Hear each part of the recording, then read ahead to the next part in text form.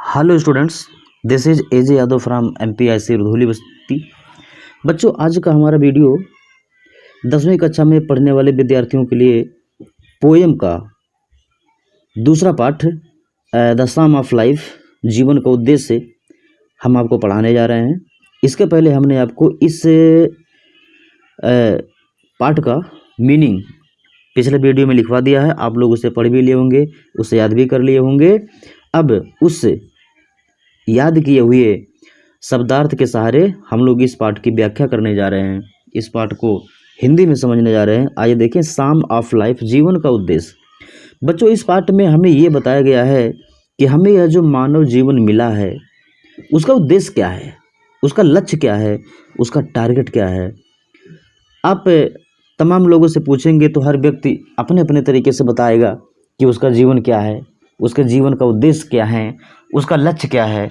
आप किसी साधु महात्मा के पास चले जाएंगे तो वह कहेगा कि हमारे जीवन का उद्देश्य है परमात्मा की प्राप्ति करना।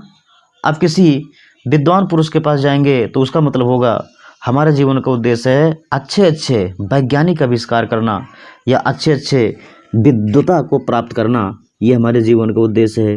किसी किसान के पास चले जाएंगे तो वो कहेगा हमारे जीवन का उद्देश्य है अच्छी फसलें पैदा करना, अच्छी कमाई करना, अपने परिवार के साथ सुखी रहना। यानी हर व्यक्ति के हिसाब से जीवन का अपना अपना उद्देश्य होता है।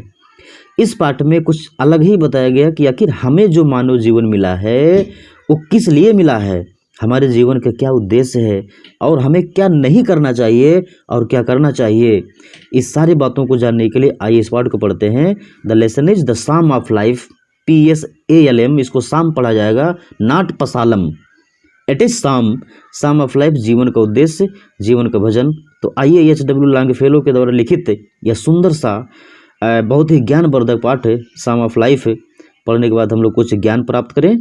आपका पोएम यहाँ से शुरू है, थोड़ा सा जूम कर दें।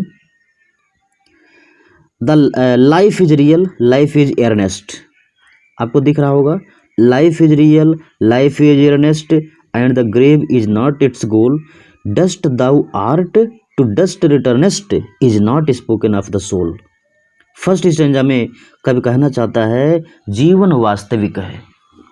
आप सुनते हैं लोग कहते हैं जीवन क्या है, जीवन एक पानी का बुलबुला है, जीवन तासा है। ऐसा कुछ नहीं है। अकॉर्डिंग टू द पोएट, लेखक कह रहे हैं लाइफ इज रियल, जीवन वास्तविक है, लाइफ इज एर्नेस्ट, जीवन गंभीर है, and the grave is not its goal, और कब्र इसका लक्ष्य नहीं होता है। यानी हमारे जीवन का जो लक्ष्य है वो मृत्यु नहीं है, मृत्यु को प्राप्त करना हमारे जीवन का अंत नहीं होना चाहिए, ऐसा नहीं है। Dust thou art to dust returnest, इसका तात्पर्य है तुम मिट्टी से बने हो। डस्ट दाउ आर्ट का तात्पर्य तुम मिट्टी से बने हो, टू डस्ट रिटर्नेस्ट, और पुनः मिट्टी में समाहित हो जाओगे। लोग कहते हैं, धर्मात्मा लोग, विद्वान लोग, साधु महात्मा लोग क्या कहते हैं कि हमारा शरीर पंचतत्व से बना है और पुनः इसी पंचतत्व में विलीन हो जाएगा। ये बातें कही तो गई हैं, is not spoken of the soul, लेकिन यह वक्तव्य आत्मा को नहीं कहा गया है। It has been spoken only for the body, not for the soul. लेखक स्पष्ट करना चाहता है कि जो भी आप कहावतें सुनते हैं कि तुम मिट्टी से बने हो और मिट्टी में मिल जाओगे, यह है हमारे शरीर को कहा गया, हमारे आत्मा को नहीं कहा गया है। तो पहला स्टैंजा एक बार फिर से आप लोग रिपीट करें। लाइफ इज रियल, जीवन वास्तविक है, लाइफ इज एर्नेस्ट, जीवन गंभीर है, and the grave is not its goal. Grave माने आपने लिखा होगा कब्र, यहाँ कब्र का तात्पर्य मृत्यु, मृत्यु हमारे जीवन का लक्ष्य नहीं होता है। Dust thou art to dust returnest, तुम मिट्टी से बने हो और पुनः मिट्टी में विलीन हो जाओगे। Is not spoken of the soul, ऐसा आत्मा को नहीं कहा गया है। अगले स्टेंजा की तरफ हम लोग बढ़ते हैं। नॉट एंजॉयमेंट एंड नॉट सारो, ना तो सुख और ना ही दुख। नॉट एंजॉयमेंट, ना ही सुख एंड नॉट सारो, और ना ही दुख है। Is our destined end or way, हमारे पहले से निर्धारित किए हुए भाग्य हैं या मार्ग हैं। यानी लोग कहते हैं कि ऐसा तो हमारे भाग्य में लिखा था, इतने वर्ष की अवस्था में हमें विपत्ति मिलेगी, इतने वर्ष की अवस्था में हमारे साथ एक्सीडेंट होगा, हमारे साथ दुर्घटना होगी। ऐसा जब हो जाता तो लोग कहते हैं ये तो हमारे तकदीर में, हमारी किस्मत में लिखा था। It is not true.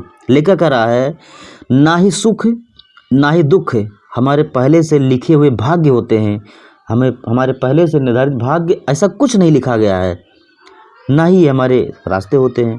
But to act, बल्कि हमारा लक्ष्य क्या है, काम करना।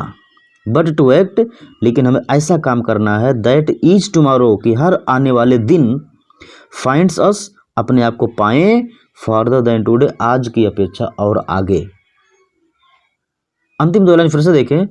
कवि कहना चाहता है कि हमारा जीवन का जो उद्देश्य है, जो लक्ष्य वो ये है कि हम इस प्रकार का कार्य करें कि हर आने वाले दिन हम अपने आप को आज की अपेक्षा और बेहतर पावें, और विकसित पावें, और उन्नत के पथ पर आगे बढ़ता हुआ दिखाई दें। तो आपने दूसरे स्टेंजा में देखा, कवि कहना चाहता है कि हमारे जीवन का जो निर्धारित भाग्य है वो सुख या दुख नहीं होता है। सुख और दुख तो हमारे खुद के कर्मों का परिणाम होता है। ये सेंटेंस भी आप लोग सुने होंगे, पढ़े होंगे।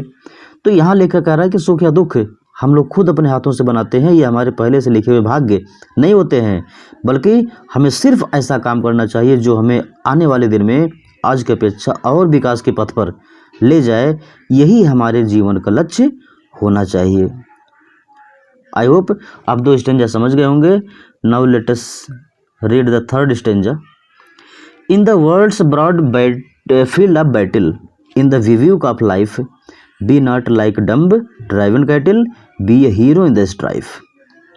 कवि कह रहा है in the world's broad field of battle, इस संसार में युद्ध के मैदान रूपी विशाल क्षेत्र में, इन द विव्यूक ऑफ लाइफ, जीवन के सिपाहियों के खुले कैंप में।